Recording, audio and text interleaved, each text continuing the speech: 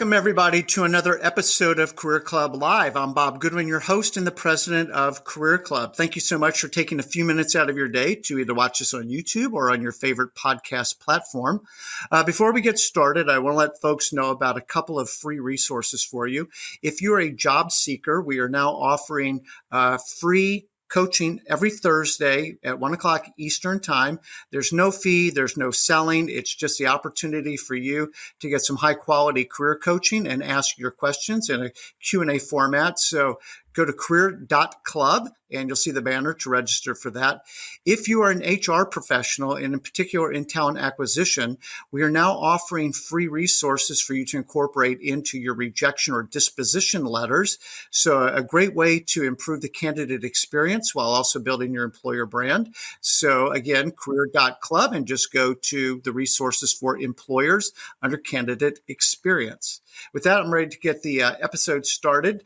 Before I bring him on screen, I want to introduce our guest today. You may already know him from LinkedIn. His name is Richard Blom, and I'm just going to read this because he's got a very impressive background. So we're going to dive into insights on LinkedIn today. Richard is just an acknowledged LinkedIn expert. He is the person behind the algorithm report, the LinkedIn algorithm report. We all know that feels like a crazy black box, and he's going to shed some light on what really drives it.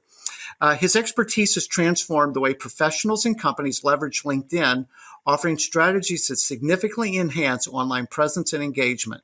With the foundation in social selling and digital branding, his approach transcends basic profile optimization. So I really want you guys to hear this, focusing instead on impactful storytelling and strategic networking.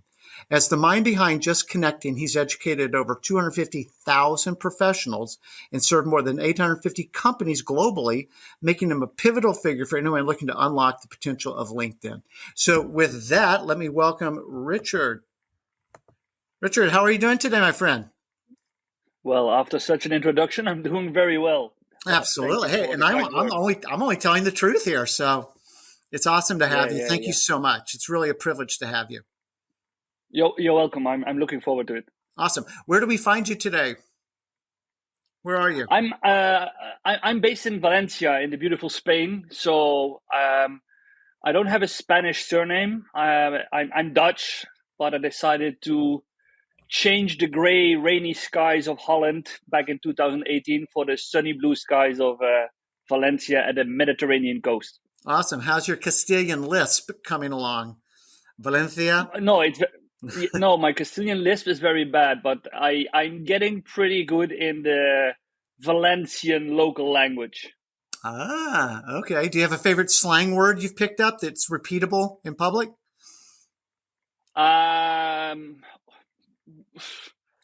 Me cacandeo, but that's not a very nice thing to say. That's if something goes wrong, then that's how people say, like. Enough said. I get it. Yeah.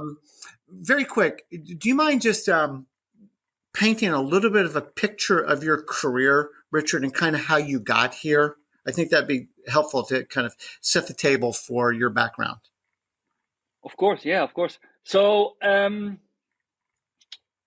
after when it came to the point in Holland, you're around 17, 16, 17, you need to choose which university you're going to follow. And I had no idea. Okay. So, and I had a few friends that I played football with them in the same team, and they went to study economics. So basically that was where I was going. I'm going to study economics. And then the first year of my study economics, I know I'm not really a number guy. I don't like a lot of bookkeeping. So I went for commercial economics. Okay. So people always see me as a smooth talker. So I went, okay, let's go for sales. So I studied commercial economics.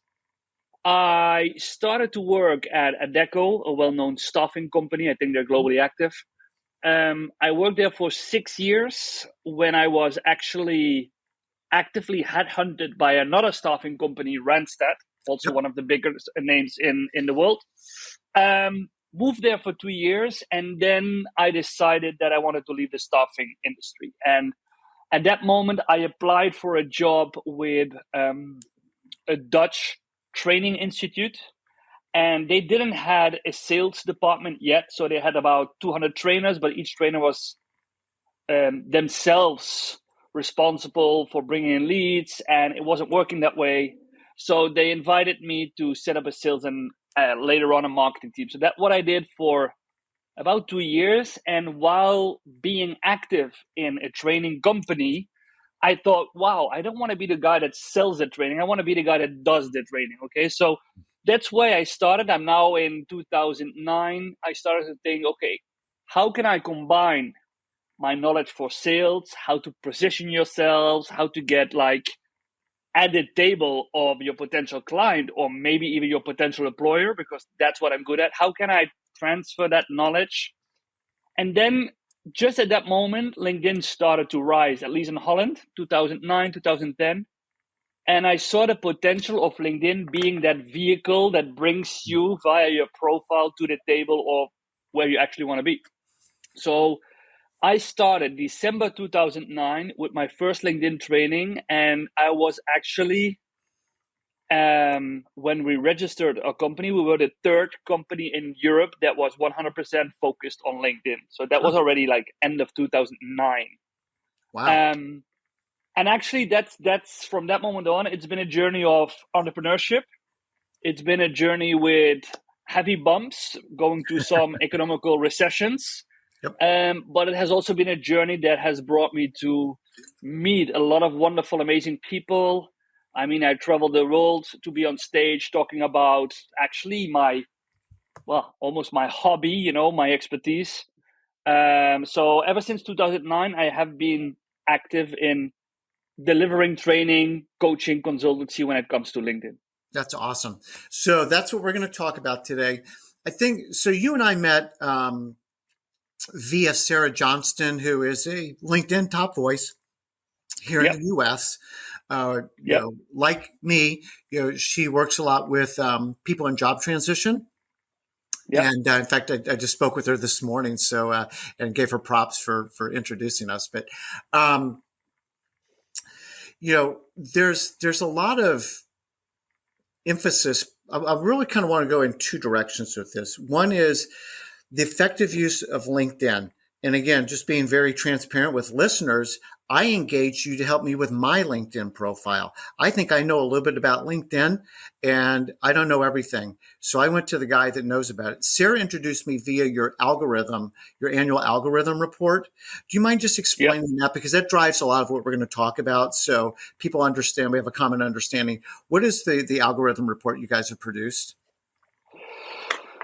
So basically, a lot of people on LinkedIn, actually on every social network, but also a lot of companies put a lot of effort in creating content. They want to be heard. They want to put their voice out. They want to share their expertise. But many of them struggle in getting a substantial reach or even reaching their target audience with their content. And sometimes it's the quality of the content that is not good, but we've also seen a lot of well-written content that would not drive a lot of traffic because the algorithm would not pick up on it or the algorithm would push it away.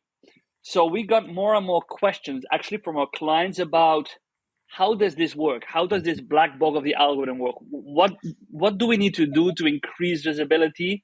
What are the do's and don'ts? And why do some posts fly and other ones like really don't take off, like literally no reach? And we always answer those questions based on intuition, our own experience. But a lot of people, they wanted to have like more the evidence-based Yes. background, stats, facts. And that's actually back in 2018 when we started to do research into the algorithm for the first time, basically to answer the question that we got from our network. And so what do you guys I don't want to get super deep in the methodology, but just so people understand, you guys look at tens of thousands of posts and try and understand what's driving Well, engagement? it has evolved. So the first report, we have published it this February for the fifth consecutive year, but the first report was a 9-page report where we did, I think, 3,000 posts, which we analyzed manually just by simply taking print screens every 15 seconds and looking at the numbers. Mm. And this year we managed to collaborate with Autordop, which is a LinkedIn creator tool. They have literally 10,000 of users, and they partner with us, which means we could literally have the data of 1.5 million posts. And since all these posts are published via their platform, it's very easy to make an analysis, for example, of how many hashtags, how many tags, what is the best type of content? Is it a video post? Is it a text Right. post? So this year was really, I mean, last year we had 43, 44 pages, and this year we have a 123 pages, almost like a book about the LinkedIn algorithm. Oh It's my huge. gosh. Wow. Yeah, yeah, And, yeah. and, you know, what's driving the algorithm is dynamic. It's so what the answer was in 2021 or 2022 would not be what the answer is in 2024, right? No, definitely. No, it's changing. And I also dare to say that it is changing more rapidly than ever. Also because LinkedIn is currently like bringing a lot of new features to the platform, and every new feature to the platform impacts the algorithm, impacts how we consume content, how we publish content, how we create content. And let me be very clear about how people should look at the algorithm report. I mean, it's not a Bible. It's not something that tells you what to do, what not to do. It gives you an insight, so you may have a better understanding why some of your efforts fail and why some of your efforts fly. So it's more or less to find confirmation or find the reasons, and to optimize your strategy. For example, I get so many questions lately from even big content creators say, "Hey, Richard, my reach is down. It's like really down, like 50%, 60%. Is it me?" Well, if you look at the algorithm report, no, it's not you, because 95% of all people have a 40% like downfall in reach. So it's not you. And that type of confirmation and insights, that's actually the goal behind the algorithm report. No, and again, it's really, I come from syndicated data. So having norms and benchmarks and some Yes, diagnostics, like you say, it's not a Bible, but it's a well-researched quantitative, data exactly. set to look at to say, to your exact point, oh, it's not me. This is the category is going down, not just my brand, as an example. Exactly. So I think it's super cool. I'm just very grateful that I found you. First thing I'll just ask listeners to do is, and we'll put this in the show notes and even at the end of the YouTube video, is a link to get the algorithm report. The second thing that I would encourage people to do immediately is follow you. You're putting out a tremendous amount of rich content that if you did a compendium of just every post Richard did in the past year, would be a LinkedIn how-to book. So again, just something that people can do right now. I want to kind of go at this from sort of two angles, Richard, and you guide me here a little bit. But I'm thinking about, as you know, Career Club, we work a lot with job seekers, and they're not experts in LinkedIn at all, right? And the second thing they tend to not be experts in is personal branding. And Mm-hmm. then the third thing they tend to not be experts in is networking. And yet Mm-hmm. LinkedIn is all these things, right? Yes. And so this is not a, how-to webinar, with a bunch of slides and stuff, but just, if you can kind of start leading the conversation a little bit about Yeah, I will. I how, will. how people can most effectively be using LinkedIn, in the most use case of a job search, but I'll let you run with that.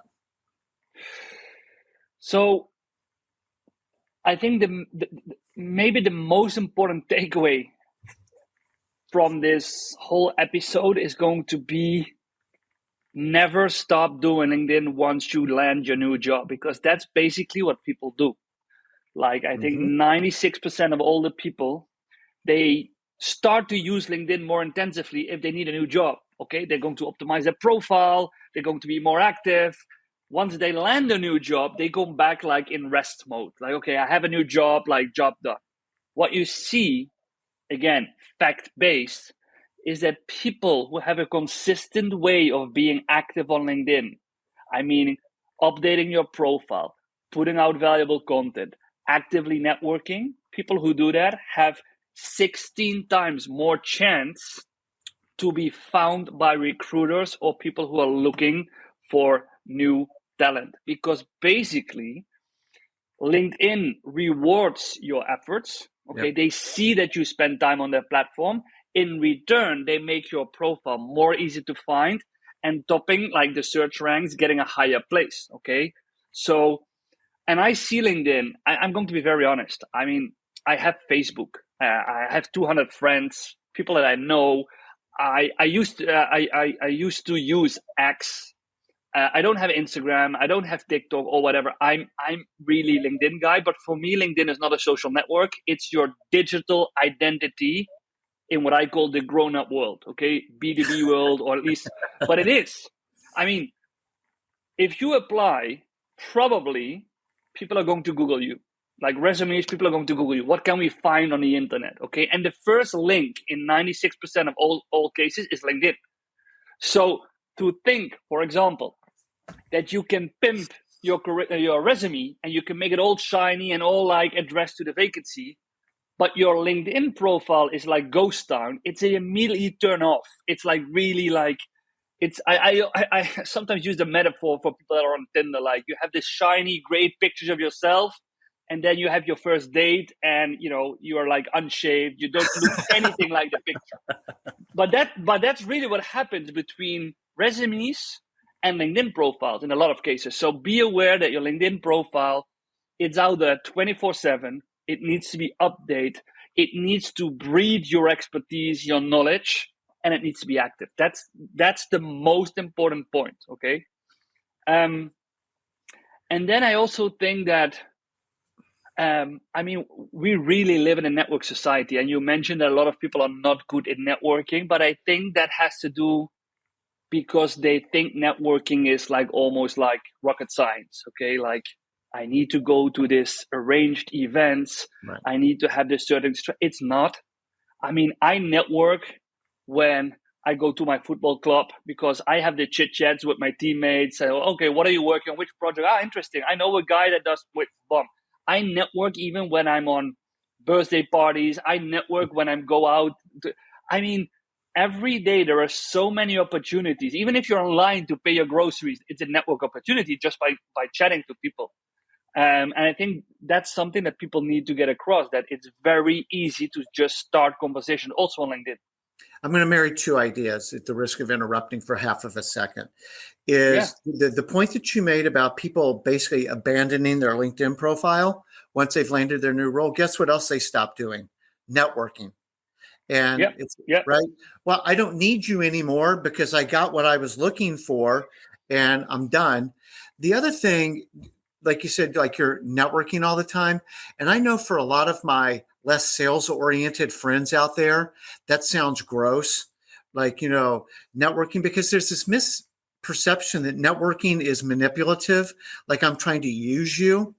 And I wish we could just rebrand networking as relationship building, friend It building. is. That's all you're doing. Like if you're at your football club or you're at the birthday party or whatever, like you're just being a human being building relationships. Well, what are you working on? That's interesting. And hey, maybe I could help you. Richard, what are you working on? I'm working on this. Hey, I know somebody that might be. That's called a relationship. And to your Yep. point, they think that's just over scientific or it's just some other category of conversation when you're just sharing information and being genuinely curious about another person. Well, we all know, the basics of networking, of relationship building is sometimes you are in a stage where you need to ask more than you can give.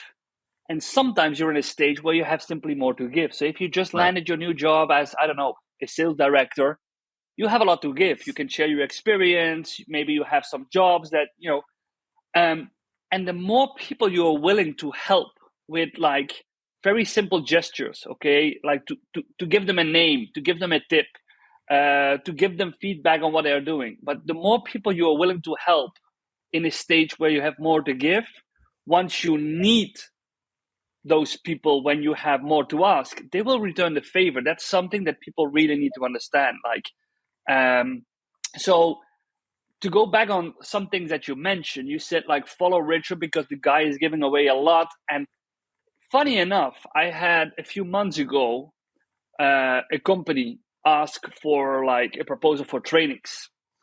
So I made a proposal, and then the CEO came back to me and said, like, Richard, I have a look at your profile and your content. And he said, like, if I have my intern copying all your latest posts from the last year and like editing them and build them a structure, I have the same knowledge that you can give me in a training. And I said, well, yeah, basically yes, because I'm sharing 99%, but you're not paying me for my knowledge. You're paying me for a smooth implementation of this knowledge into your company. Okay, that's my service. So my service is something that I only can give to you, and it's not something that you can Google. And I think that's also something that people need to understand. Each professional has so much to give, the things you have learned, the expertise. And the more you give, the more eventually will come back to you. That's for me the basics of relationship building. Yep. And I call that sowing and reaping. And that's why it's not manipulative. When you sow into other people and you're giving, you're planting seeds. And the natural fruit that comes from being generous is you receive generosity in return. It's just the way that it works. That's a law of nature. And Yep. networking is just again, another manifestation of that. And I Yep. just feel like people are missing out when they view it as more transactional. Well, then you're going to have transactional relationships because that's what you've sown, right? Exactly. And Exactly. Exactly. so let's talk about John the job seeker. And again, I'm not trying to turn this into a webinar exactly, but what are 2 or 3 things that John can do to clean up his profile first? That's always one question. And then the second thing is, Bob, I have no idea what I would post about. Like, I hear you saying that I should post stuff. I have no idea what to do. Okay. Let me give you 3 examples because it's actually a mechanism on LinkedIn. So it's branding, it's content, and as you already said, it's networking. Okay, so let me give you a tip for John for each one of them. So one of the most important things when you build your brand is, and I know this is like almost an empty box, but it's authenticity. Okay, don't try to be the guy that gets hired, but try to be the best version of yourself. And if you get hired, it means it's the best match because they want you. They don't want somebody pretending to be the best candidate. So if you build your profile, be authentic. If you never wear like a suit, don't go on LinkedIn with a picture in suit because that's not you. If you have a hobby, for example, you like to do chasing polar bears in Canada, bad example, but have a background, of the Canadian mountains, because that's where you have a story to tell. I mean, make it authentic, okay? So try to stand out by being authentic. And it helps if you understand how recruiters are using LinkedIn. So what are the sections that they really filter on? So it's about your skills, which you can list. It's about having a work description where you don't only mention your task and responsibilities, but also your achievements, because like tasks and responsibilities in many companies are exactly the same. If you're a sales director, I can go to 10 companies and more or less the job description is exactly the same. Well, I'm going to But build on what are that you? super quick. I'm interrupting you. Yeah, People get fired for not doing their job description. Just because you had that job doesn't mean you were any good at it. It just means you had that job, right? exactly. So go ahead. Exactly. So Accomplishments. listing, Love it. no. So listing tasks and responsibilities is like, it doesn't add anything. I want to see what did you achieve or what did you achieve with your team. And then the about section. The about section should be your generic motivation letter. Like, who am I? How did I build my expertise and knowledge over the past years? What is my added value for my future employer? And where can you get to learn more of me? That's basically what you need to have in your about section. Okay. So that's about branding. If you go to posting, let's have an example of a CFO or a financial expert. Okay. If you want to be found based on your expertise, it makes sense that you're going to publish content that is aligned with your expertise. Okay, so that is aligned with financial things, financial articles. And if you're not a good writer, because I think that's really a lot of like the bottleneck for a lot of people, that they don't feel comfortable in writing things, make sure to follow influential people in the finance that are publishing content. Follow hashtags that are financially related that you can follow. Join groups where financials meet.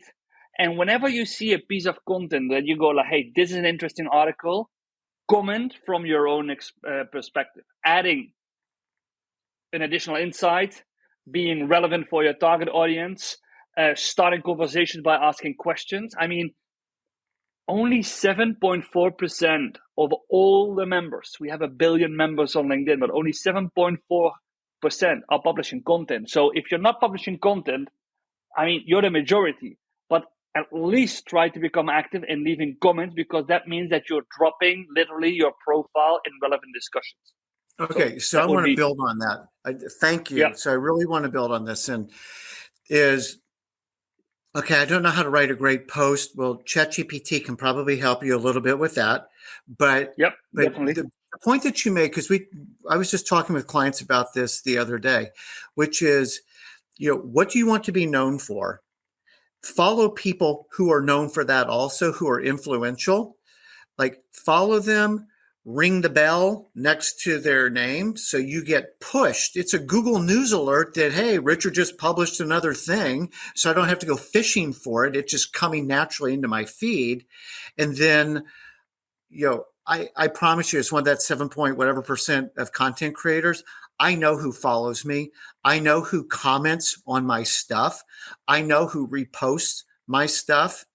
And so when somebody I've never met, potentially never even had a conversation with, is, hey, Bob, really appreciate your post on, taking a rest from the job search. I found that in my own experience too, and it made all the difference in the world, blah, blah, blah. So it wasn't just like great post, love it, but like a real human comment that matters. And then if that person was to reach out to me, now I'm into networking for real. I know her name. That's the lady that has dropped 3 really interesting comments on my post. I'm very likely to take that call. But that's the added value of getting into the comment section or relevant discussions, that people see your name, people get to know you, people are going to check out your profile, people might see that you're available for a new job, and this is where the ball starts running. And in addition to that, I really need to say to all your listeners or viewers, like, get rid of that imposter syndrome, that you think that everything you put on LinkedIn needs to be perfect, because that's not how it works. We're not perfect. So instead of thinking, but what if the people don't like my content? Okay. Ask yourself the question, what does it say about me that I'm willing to jump into this, that I'm willing to position myself on LinkedIn, being vulnerable, whatever it takes. I think that's by far how you can really distinguish yourself from the huge crowd on LinkedIn that stays at the sideline because they're worried what their network might think. I mean, we're all human. We all make mistakes. And the more mistakes you make, also on LinkedIn, I've seen it by myself, the quicker you will become successful. The point that you're making about, not being afraid and, what if nobody likes my content? This is, again, why I really want to encourage people, get your algorithm insights report. There's a condensed version of it. It's free, and people will have a huge head start on knowing what works instead of, as I like to say, doing the best I don't know how. Like, there's a manual here that will help you. Again, it's not the Bible. It's not, a recipe to do steps 1 through 10 and it's guaranteed, but it will give you a huge head start on creating content. The other point, Richard, that I just so appreciate that you said, and again, this is really in the imposter syndrome element too, is authenticity. People can feel the authenticity and they can feel the not authenticity. And I'm going to course correct myself a little bit. ChatGPT is a good way to get started. It's a good way to maybe get your thoughts collected, maybe create a little bit of structure of how you want to say something. Do not outsource your posting to ChatGPT. Everybody knows what ChatGPT sounds like now. Do you agree? Yeah, definitely. So you mentioned in the beginning of this session that ChatGPT might help people to start creating content, which I 100% agree. I mean, it's a great tool to brainstorm, to say, hey, I'm a finance professional. I have been working in the staffing industry. This is my interest. Give me 10 topics that I could share with my network to position myself as an authority. And ChatGPT comes and dunk, dunk, dunk, dunk.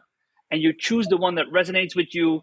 And you might even ask ChatGPT, can you give me a brief outline of how an article might look? And then you start writing, I, for example, I'm not native English. So all my content that I write myself, I put it to ChatGPT and say correct for grammar. Okay. That's, for example, also how I use ChatGPT.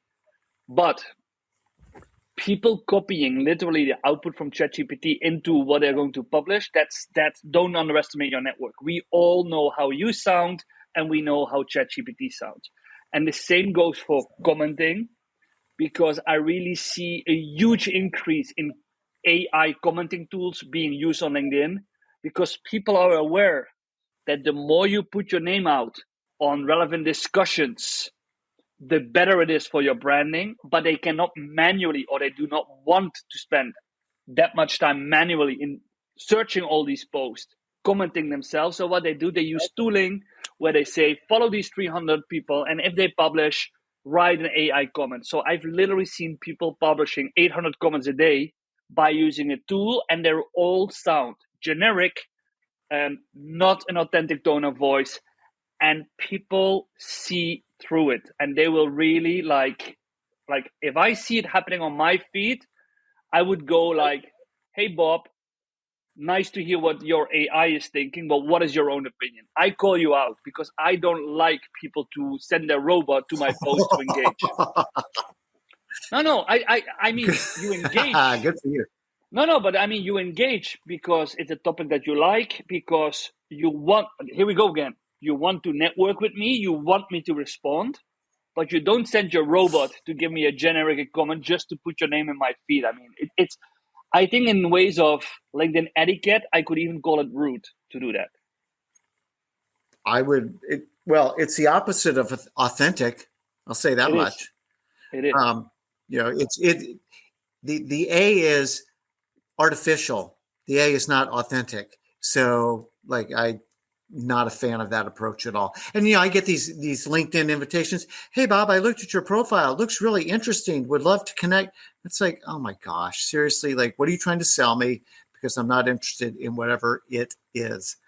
And the fun part is if you respond and say, what exactly stood out on my profile, you will not get a response. You will never get a response. You will never get a response because they're not supposed, they are going for the connections. They're not going for the discussion. That's not what they want. So, well, it's the waste of everybody's time.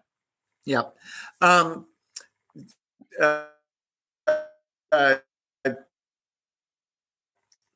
may have one, and I could be right, I could be wrong. This might be a myth, but myths about LinkedIn. For example, I have read that when I do a post to help drive the algorithm, I should be on LinkedIn for a few minutes before, commenting, liking some stuff to basically kind of warm up LinkedIn that, hey, I'm here, and then post, and then stay on LinkedIn for a little while longer, maybe engage on a couple other posts just to kind of fully bake my post instead of just putting it out there cold. Is that true or not true? True. LinkedIn does not like us to what they call post and ghost. You post your post and you ghost, you go away, or drop and run, whatever you call it. But I like post and ghost. That's good. Yeah, me too. So it's true, and I can see it myself because those things I have tested myself. Every now and then, for example, I always publish between 8 and 9 in the morning. That's my slot, 8 and 9 in the morning.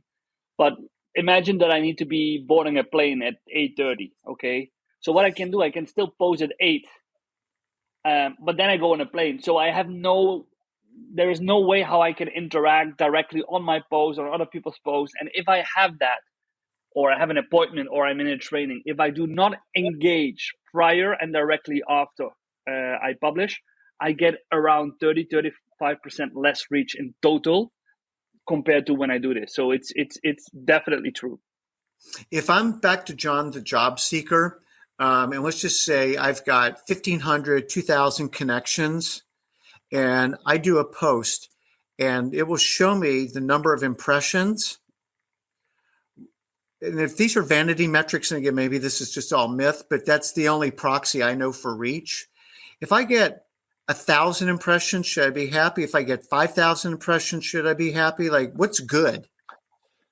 That's totally depending on the content. For example, if you share a really personal story with people, if you share something from the heart that resonates, you can see a number of impressions that is the tenfold of your connection. So if you have 1,000 connections, you can get 10,000, 20,000 impressions because it resonates. And the more people engage, the more networks are open to your post. Okay, yeah. So really like grows beyond the borders of your first and second connections. If you do a more in-depth niche post about your expertise, you can be very happy if you get 50% of reach of your connection. So if you have 1,000 connections, you get 500 views, job well done, because that's not the type of post that people are going to massively engage with. So it's not a post that is being boosted by the engagement. So it's really difficult to answer if people say to me, what is a good percentage of reach? It's totally dependent on the type of post, when you post it, how you post it, were you able to nurture it, what is the topic? All these elements influence that metric. Got it. And then what did you teach me about hey, I only got 10 likes, but there's this whole silent majority and advocates, right? That they're not taking the time to like it, but they are seeing it, they are reading it, you are getting exposure. Can you explain that phenomenon? That was new to me.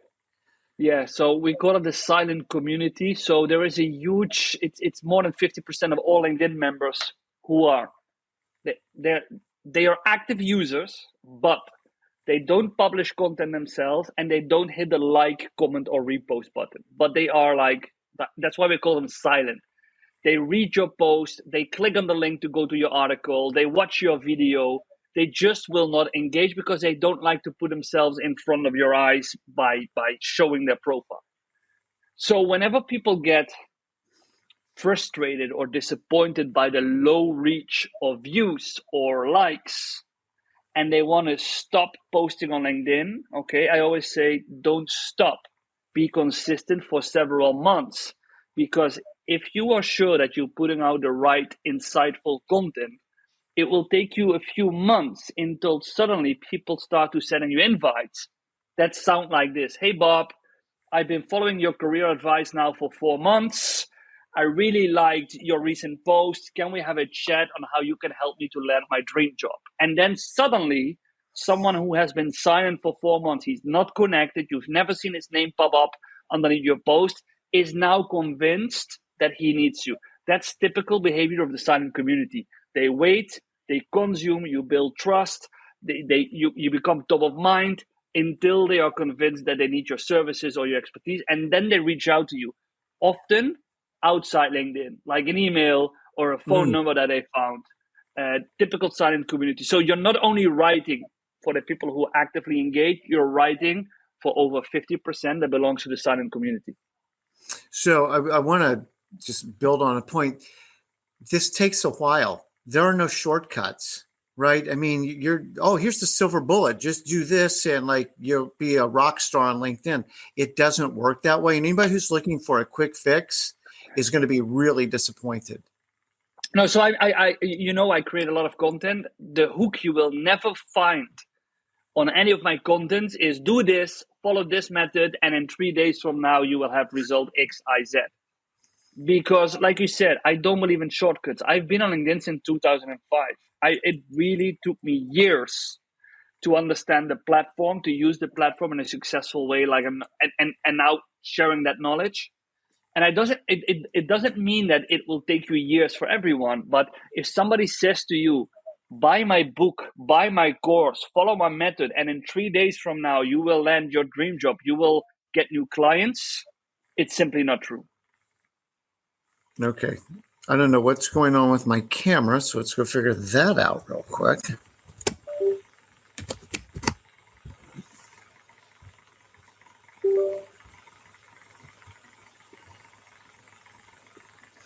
There we go. I'm back. Cool. Yeah, another myth, maybe I'll ask two in one question because I think you'll get to them pretty quickly.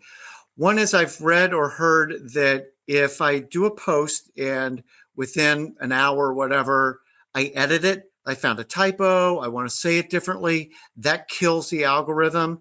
And the other thing is on external links within my post. Okay. Also, first algorithm killer. Okay, first one was true until 1.5 years ago. Is not true anymore. So if you find a type, if you want to edit your post, you can do it without risking penalty and reach. The only thing is, don't change more than approximately 15% of your posts. Okay, that's a risk. Because, for example, if I'm going to write a post where I explain to you, Bob, I'm really a big fan of the color red. Red is my favorite color. Do you agree? And I get 100 likes and 80 people commenting, yes, I agree. And then I go back to my post. I added it. I said, I'm a really big lover of the color blue. The comments are still the same. So that means that if you're substantially going to change your post, LinkedIn will then almost make your post invisible because they don't know if what you have changed is still aligned with the comments you earlier got. Okay, makes sense to me. Yep. The second one was about external links. Yes. Yes, external link posts perform less. And there are two main reasons. One confirmed by LinkedIn, the other one never confirmed, and they will never confirm it. So the official reason, also the reason that LinkedIn tells us, and it's true, is that people on LinkedIn, they don't have a high intent to leave the platform. So if you share a blog that is on your website and we are scrolling, as soon as we see a link, we just go to the next post in the feed because we don't want to go to your website. We don't want to go to your YouTube channel, because I'm actually looking for updates, what my network is doing on LinkedIn. So opposite to if people are already on YouTube, then they are looking for videos. So then it's good that if they see your video, they can open it. But on LinkedIn, people have a very low intent to click on links. Okay, so that's the first thing, which means that people skip your post, which is not good for the reach. The second reason, not confirmed by LinkedIn, but stated with almost every independent research I know, including ours, is that it's not in the interest of LinkedIn if you drive away people from their platform. If you say, hey, I've written this really cool post, check out my website, everybody who clicks leaves the platform. That's not in the interest of LinkedIn because that means that they cannot show us any more ads or advertisement or whatever they want to show us, okay? So I do believe the platform gives you a hard time when you use too many external links, but it's also your audience's behavior. So a couple of examples that have bit me, I think. One is, hey, I'm doing a free webinar on Thursday. Here's the link to register, right? Which would seem like a very appropriate thing to put in a post like that. I've learned, you tell me this is not right, Bob, to put it in the comments section. So it's not in the post, it's a comment. No, that doesn't work either? No. Okay, dispel the myth. No, definitely not. Because I always tell people, if your main conversion, your main goal of the post is to have people to sign up for your webinar, you don't need to give them a hard time by looking in which comment the link is. You need to have your link in the original post, and you need just to be accept that you get lower reach. But you get lower reach, but you still get a lot of people signing up because you make it very easy. And the second reason why I was very quickly to say no is that LinkedIn has seen that a lot of people jump to the comment because you get bigger reach. So now, since November, if you leave a link in the comment, that comment is almost invisible for your audience. If you get multiple comments, LinkedIn moves the comment with a link to the bottom, which means people need 3 additional clicks to find the link, which basically reduces a lot of traffic, a lot of audience for your link. So If your main goal is to have conversion, just put the link in the original. Your goal is not reach, it's at the end. People need to click the link and sign up. If your main goal has nothing to do with the article or the link, the only reason you need to ask yourself is, do I really need the link? Right. Do I really refer to the post? Or can I just make my own and like, I don't need an external link? That's basically how I do it at the moment. So sometimes job seekers want to show expertise in value. So they might like cite a Harvard Business Review article or a Wall Street Journal article or whatever. In that instance, would you encourage them to just ignore the link and just say comments? Or would you say, no, deal with the dilution of reach and put the link in there? It's a good example. And I think there's no good or bad way. So again, if you think I need the article because that's the conversation start, I need to refer, you put in the link and you just settle for less reach. You can also make like a print screen of the article. Okay, so a print screen of the article. Yeah. So now you have an image and just tag Harvard Business Magazine in the post. So you tag the author, so job done, and instead of the link, you have an image. Okay, Yeah. that's also good. Beautiful. And I think what's also great about that, and I've done that, is you also get sort of the visual beauty in your post of all the artwork they worked on for that article. And you just get to Exactly. borrow that, drop it in. It's like, that's an interesting, visually appealing post. Let me see what this is Exactly. about. Exactly. We're coming up on time, so I want to be very respectful. Just on the topic, is there anything that we haven't talked about? They're like, or if you want to summarize and like, here are the three things just to kind of repeat that if you're a job seeker and you're really trying to maximize LinkedIn, ABC. I have a big A capital A, okay? And that is proactivity. That's a very important one. Proactivity. So when I have been invited in the past by career agencies to provide training to their candidates. Yeah. And one of the exercises I always did, I said, okay, I want you to make a list of 10 potential but realistic companies you would like to work for. Okay, so realistic. So if somebody says, I want to work at Walt Disney Florida and you live in Holland, I mean, that's not realistic. Well, maybe, who am I to say? But I mean, I know what you mean. okay, so then you go with that list to LinkedIn. Next thing you do is you're going to check if you know people. This can do by the free search, free search LinkedIn, current company. You take the first company that's on your list. You click on connections and you see if you have anyone in your connection. And it doesn't matter if he's working at HR or IT or maybe he's the gardener. It doesn't matter. But if somebody works at a company, he can give you insights. Okay, that's the first thing. What happens is that a lot of the times people get no hits and they say, yeah, I wanted to work at this company, but I have no connections there. Okay, now move the name from current connection or from current company to past company. So now you're going to ask LinkedIn, am I connected with anyone who in the past has worked for the company? On average, 5 to 6 times more results because people move. Right. And now you get people you are already connected with that, hey, look at this. He left that company back in 2022, but probably he can still tell me who's the most important person to connect. Hey, do you still have friends inside that company? Can you still like introduce me? And that exercise, like not to wait if your favorite company is going to have like a job offering, but to put yourself proactively on the radar of the decision makers in the hiring process with a list of 10, 20, maybe 30 companies, that really makes a difference. Okay. One more question. Open to work. Should I have that thing on my profile? Yeah, that's a very good question. And I'm not going to give you the most popular answer because I say no. Okay.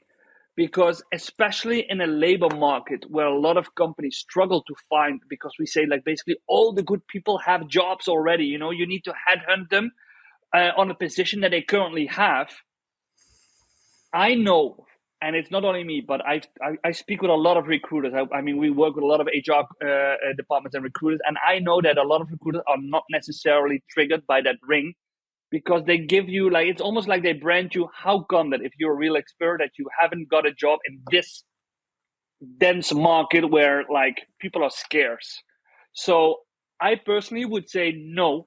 Make your profile appealing without having that green ring. There are other experts on LinkedIn that say definitely yes, because now your network knows that you're looking and they can look with you and they can support you on your journey, which is also true. But for me, it's like a reverse status symbol. Yep. Because what I thought I'd read is that it's actually, I can, in my privacy settings, open to work, visible only to recruiters. And then you can go this next step with the green ring, as you said.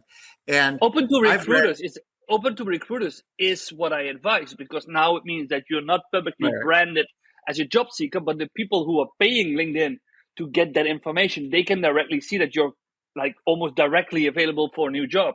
So that's a good thing. But I'm talking about the publicly visible open to work green ring. I'm not a big fan of that one.